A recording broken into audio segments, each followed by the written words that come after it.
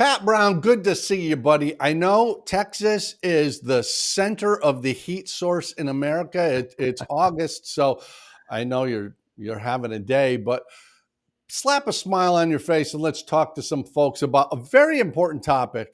And I really want to get into this, Pat. Is it time for you to buy an airplane? What do you I, think? oh yeah, anytime is a good time to buy an airplane. Well, you actually do own an airplane right now. I'm actually in the process of buying one third of an airplane because that's a possibility too. It's called a co ownership. Yeah. What do you think the advantages have been in your life just because you own your own airplane? You don't have to look for one to rent. You just go out and jump in your own plane and go. Has it been worth it? Oh, absolutely. I would do it again in a heartbeat. But I will tell you this: the very first airplane I bought, and this was back in the probably the mid to late '90s. It was a four-way partnership. I bought one of the partners out, and I remember walking home or walking into the house after having completed the purchase with the keys in my hand, and sitting on the sofa and saying, "What in the world have I done?"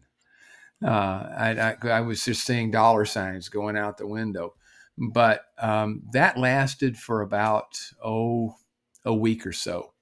And then the first time I went and flew it by myself, and the airplane was just as it had been put back, the day or two before, and it was mine.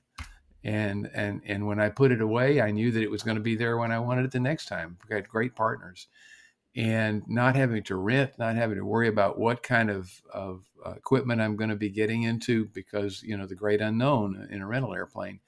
Boy, I don't see how I could go back. Yeah, I'm with you. You know, my first airplane that I owned was a 1963 Cessna 150 straight tail fastback. Nothing sexy about it. It was old and kind of ugly, and it was a great airplane. I liked it. I then owned a 172 and a 182. I bought a 1940 J3 Cub, which I absolutely loved, and then sold that to get an Aircam twin Mhm. engine experimental airplane. But I got a message yesterday from someone who's looking for an airplane they can rent. They're an airline pilot, but they want to fly with the family. Right. And it's darn hard to rent an airplane these days because most flight schools want to keep them for their students, not Yeah. let them out for other folks. So Yeah. if you don't actually own an airplane or co-own an airplane, it really is hard. At least here in Central Florida, it's tough to find an airplane to fly. Is that the case in Texas as well? Well, I can't speak for the entire state, I but wish you would. I'm sure I the governor's office would allow this. would love that.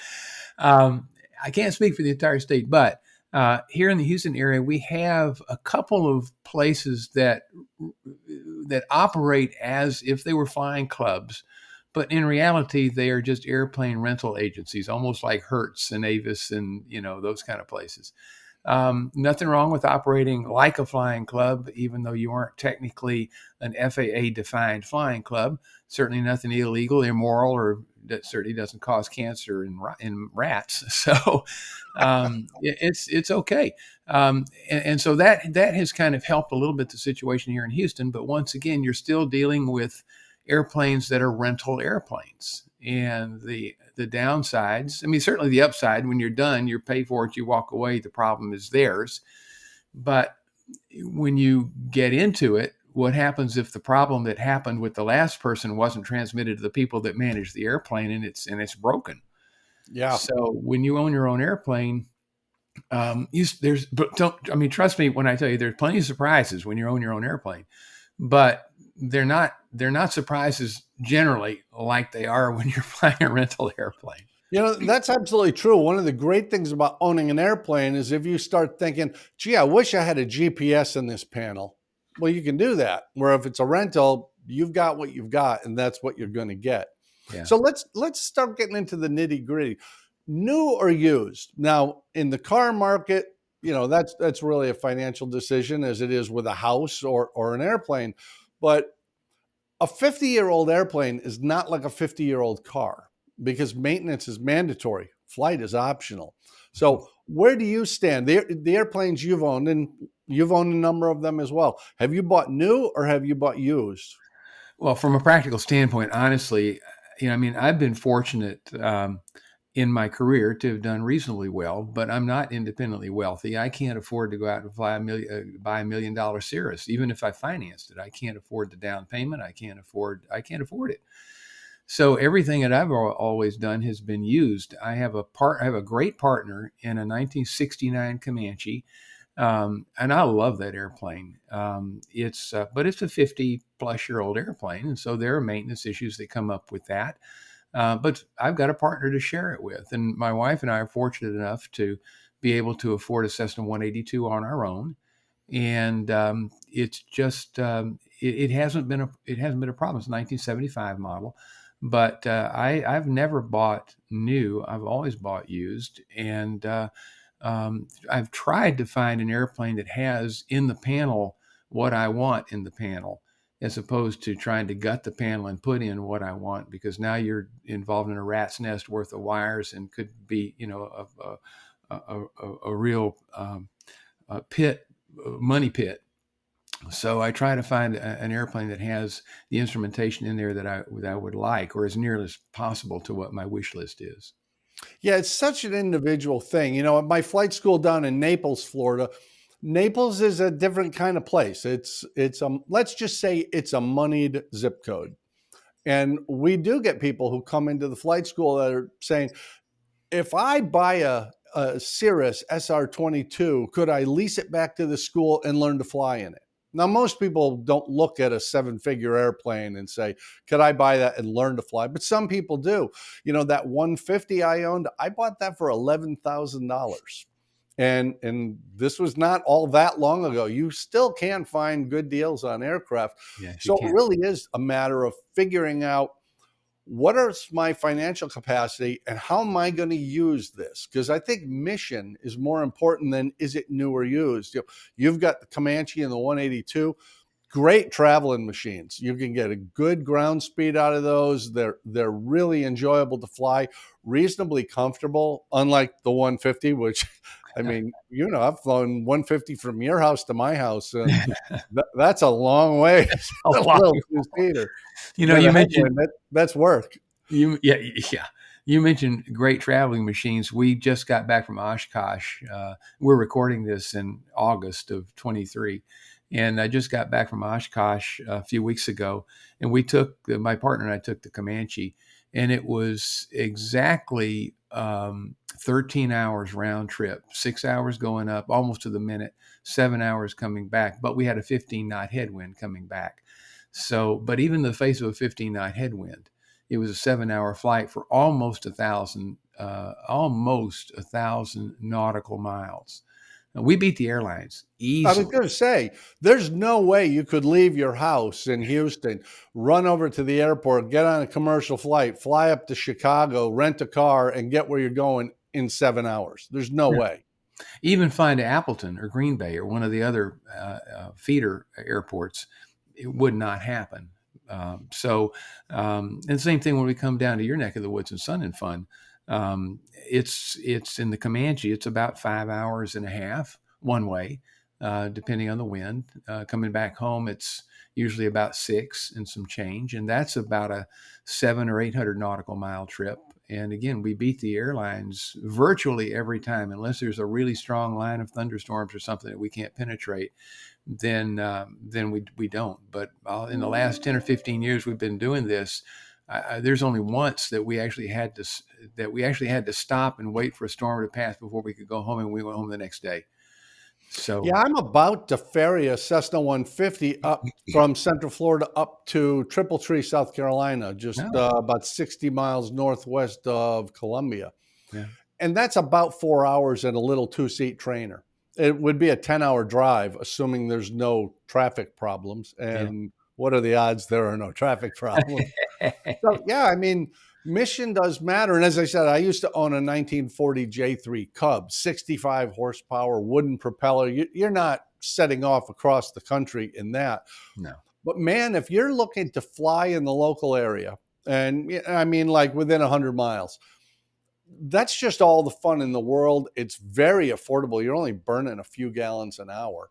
Right. And it's just, here in Florida, we fly with the doors open, and it's just a fantastic thing. So knowing what it is you want to do with the airplane is really pretty important, because if I bought the 182 and I was just going to fly in the local area, I'm burning more fuel and I have a lot more empty space than I need. But if I've got the Yeah. 150 or the J3, I might just go out and go 3 times around the pattern to remain current, spend half an hour, 40 minutes, and then off to work. It doesn't even impact my day that much. Yeah, I would suggest that determining your mission is probably the most important thing, far more important than buying new or used.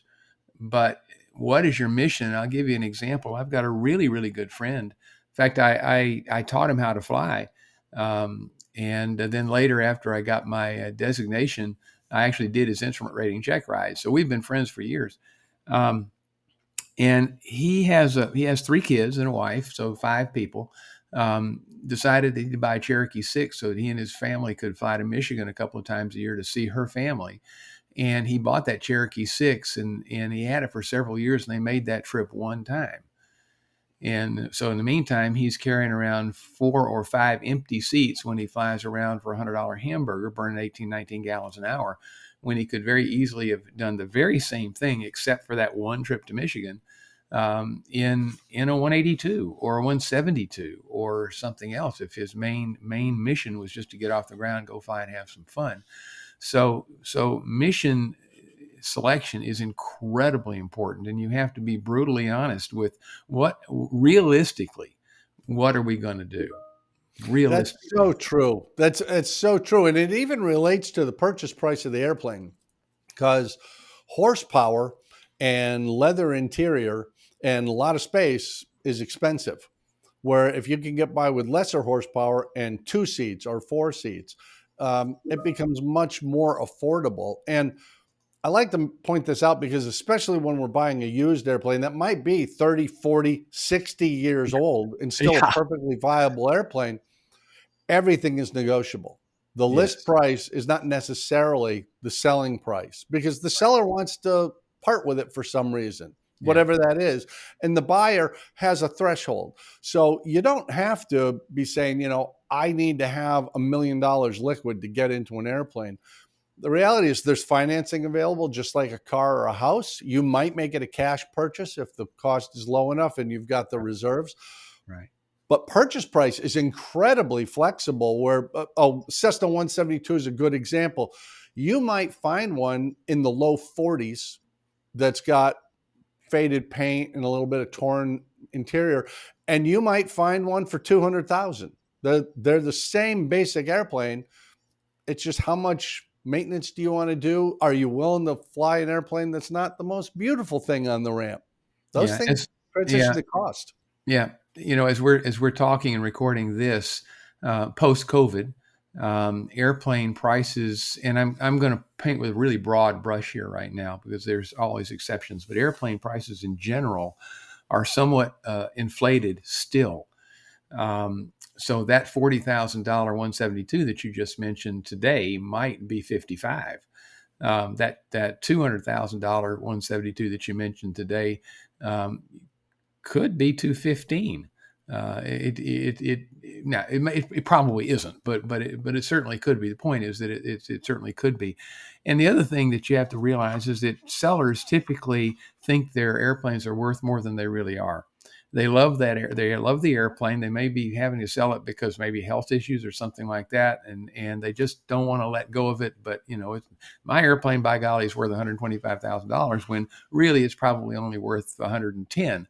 But the mistake that a lot of buyers make two mistakes. One is going in and lowballing an offer to the point where it insults the seller. Mhm. Well, even if eventually you come to a price that you can both agree on, that doesn't necessarily mean it's going to be a pleasant transaction because you've insulted the seller. So you have to be a little bit careful about that. An airplane that's priced fairly will sell quickly if it's not an orphan type of an airplane that has a very small market base. But if you stick with things like Cessnas and Pipers and Grumman Tigers and those kind of legacy airplanes, they'll sell pretty quickly. But you got to be careful not to insult the owner. That is very, very true. And of course, when we look at the price of an airplane, the big ticket items are the engine and engine time, the avionics in the aircraft, what's it got in it? Are there any major major, man, I'm working at this English thing. I'm trying so hard. Are there any major airframe repairs that need to happen? Right. So all those things are somewhat fluid because when I talk about engine time, an engine with 100 hours on it and an engine with 1,000 hours on it and an engine with 1,800 hours on it, they're all going to be priced different, but it doesn't mean one of them's automatically better than the other. I mean, No, no. And you got to be careful about that because one of the things that I look at and what I advise others to look at is how long did it take to put those hours on the engine? I'd much rather buy an exactly. airplane that let's say it's a 2,000 hour TBO, and as we know, TBO is just a recommendation. Let's say it's got a 2,000 hour TBO and it's got 1,500 hours on the engine, and they put those 1,500 hours on the engine in the last 7 or 8 years, versus an airplane that's got 500 hours on the engine, and that 500 hours was put on the engine in the last 15 years.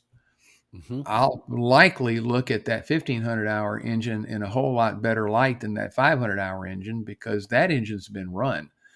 And yes, when as you run things, they wear out. But if you don't run things, they wear out quicker. So That's one of the things I look for. And I've had this a couple times where I've looked at an airplane I was thinking about buying. And the owner tells me, well, I haven't flown it in 3 years, but I take it out every month and I run it up. That's not great because when you just take it out and start it up and lubricate oil, that's terrific. But if you don't get that engine up to operating temperature, which takes a little time, the water that's suspended in it, when you shut it off and the engine cools, condensation forms, and there is a little bit of water inside that engine. If you yeah, don't run it and get it up to operating temperature to burn that water off, every time you go out and run it up, you're just putting more and more condensed water into it. That yeah, engine's likely to have some problems. Whereas, as you say, that one where the guy says, I fly it for an hour every week. Terrific. That it's getting oil circulated, it's being used, it's getting up to temperature. That's really good. So there's a lot of flexibility, which brings us to the very critical point. Always do a pre-buy inspection and never use the owner's aircraft to do it. At least that's my rule. Do you go through the pre-buy inspection thing? yes. I've made every mistake in the book. The last couple of airplanes that I bought have been from either in an existing co-ownership situation where I knew the history of the airplane. In that case, I didn't do a pre-buy.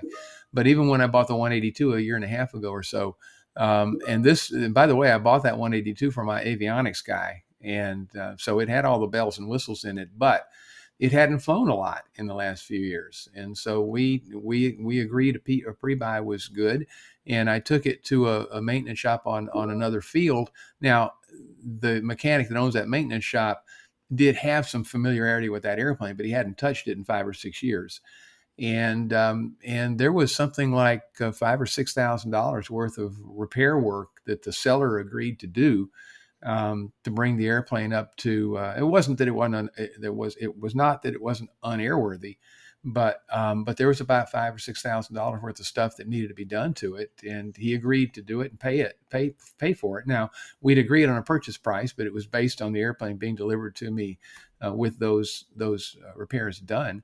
You talking about a pre-buy? It reminded me that just recently I got a call from a guy who's I just did his instrument rating for him, and he's looking to buy a little faster airplane, and he's got a line on a Comanche here in the Houston area. I know the owner of that airplane. He sadly passed away last year, but in the last year or two prior to his death, the airplane hadn't really flown very much. But he was the sole owner of that airplane. So he'd owned it since the very beginning. It was 68 or 69 model Comanche. But anyway, when it went to pre-buy and they opened up the engine, there was corrosion in the engine. When they did the borescope, there was corrosion in Hmm. the engine on the crank and whatnot. So they're very likely looking at a brand new engine. And that's going to have to be negotiated as a part of the purchase price because I think they had agreed to pay something like $140,000 for it.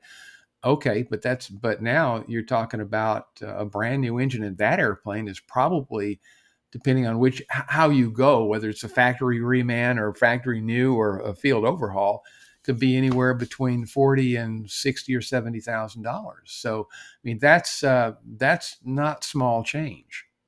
Yeah, I often look at airplanes. Now, I look at airplanes as more of a long-term ownership thing. I used to switch out of them fairly frequently, and that's not always a great idea. My 172, which is a terrific airplane, 172N model, but it had a very high time engine and it had a very old panel. It had the original 1977 panel with a cassette player and a Loran.